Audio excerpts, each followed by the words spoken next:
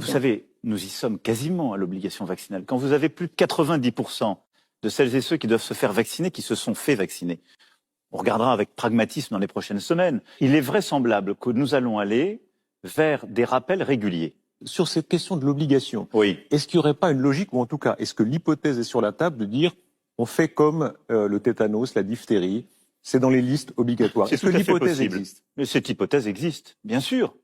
On en est quasiment là. Je vous le dis encore une fois, quand on a vacciné 90% des personnes qui sont en âge d'être vaccinées et qui étaient éligibles, on n'est pas loin de ce moment.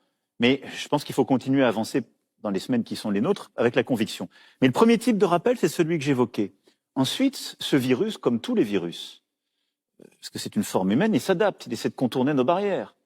C'est là qu'on a ces nouveaux variants. Et c'est là où on a l'impression d'un jour sans fin. Non, et alors, justement, vous avez raison, il y a une fatigue, mais juste pour que je vais aller au bout de mon raisonnement pour que tout le monde soit informé. Ces variants, parfois, peuvent résister un peu mieux. Et donc là, vous avez un autre type de rappel qu'il faut faire, qui s'adapte à ces variants pour les contrer.